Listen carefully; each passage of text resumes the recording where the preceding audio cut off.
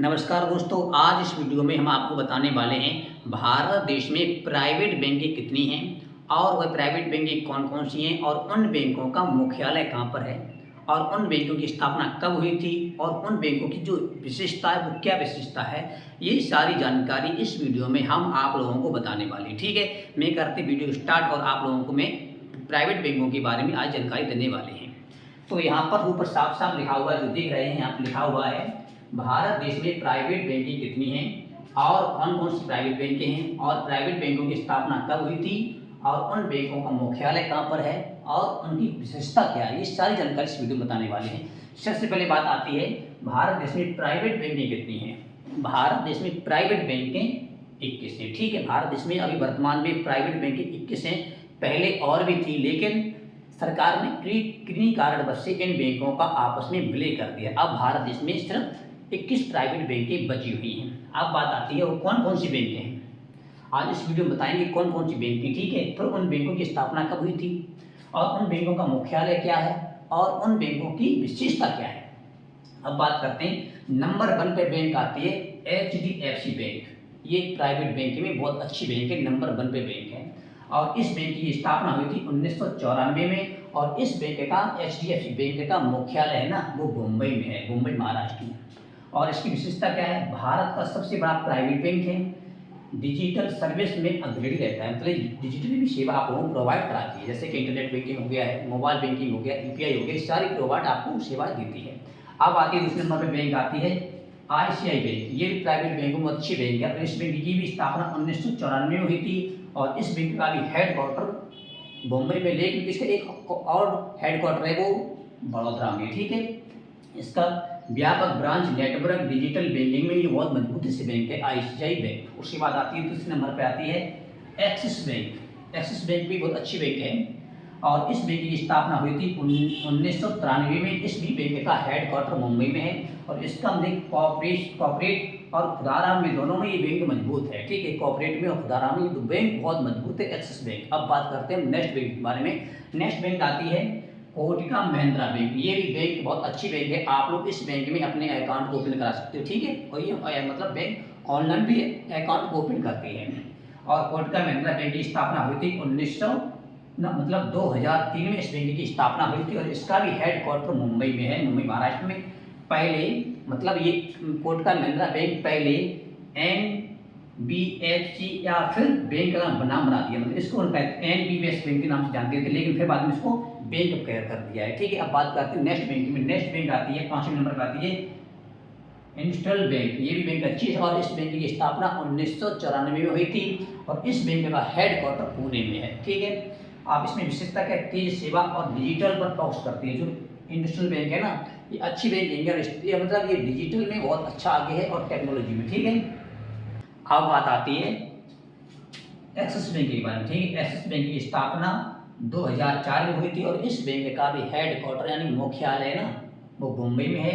और मतलब ये बैंक की विशेषता क्या है बता रहे हैं। इसकी विशेषता है डिजिटल ऑफरिंग और UPI में सक्रिय रहती है, मतलब ये बैंक है ना UPI में और डिजिटल ऑफर इसके बारे में बहुत ही सक्सेस बैंक रहती है। बात करते हैं नेक्स्ट बैंक के बारे में। नेक्स्ट बैंक आती है IDFC फर्स्ट बैंक।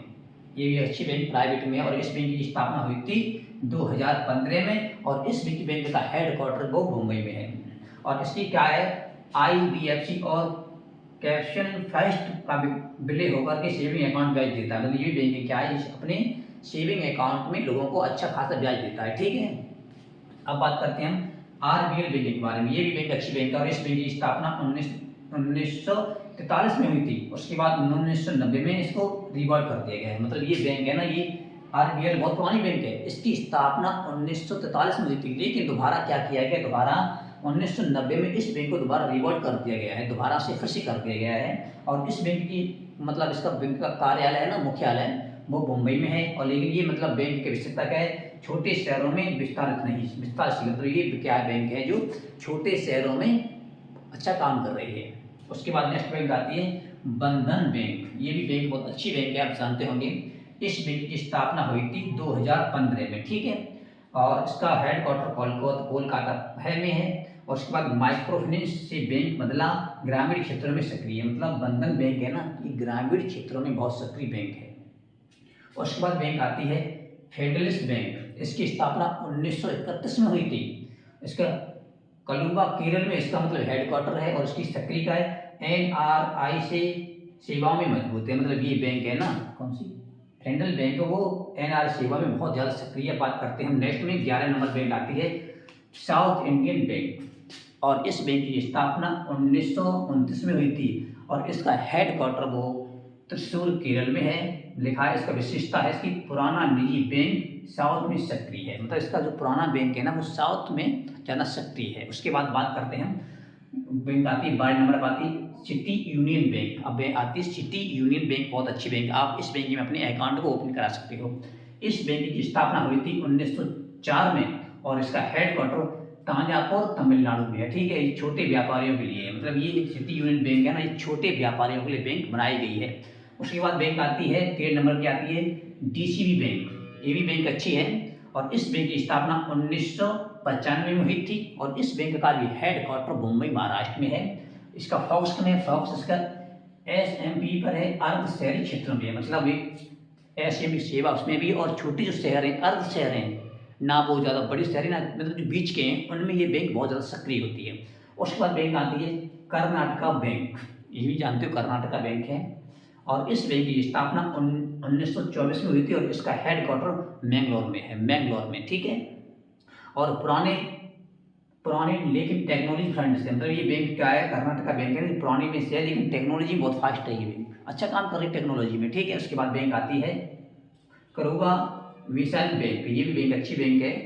इसकी स्थापना हुई थी 1916 में और करुवा तमिलनाडु में इसका हेडक्वार्टर है। ठीक है, इसी के नाम से करुड़ा है ना, उसी नाम से बैंक बनाई गई है। ट्रेंड और SMS बैंक में होती है, आगे निकलती है। ठीक है, ये बैंक। आप बात करते हैं तमिलनाडु मेरिट्स बैंक। ये भी बहुत अच्छी बैंक है और इस बैंक की स्थापना 1921 में हुई थी और इसका तूत्रीकोश्री में इसका हेडक्वार्टर है और ये तमिलनाडु में बहुत मजबूती से पकड़ बनाई हुई है ये वाली बैंक। ठीक है, अब बात करते हैं 17 नंबर बैंक आती है CSB बैंक और इस बैंक की स्थापना 1920 में हुई थी और त्रिशूल केरल में इसका हेडक्वार्टर है और ये पारंपरिक बैंकिंग के साथ डिजिटल फोकस भी ये बैंकिंग करती है। UPI हो गया, पिन कोड, इनके बारे में बहुत ये बैंक सक्रिय भी है।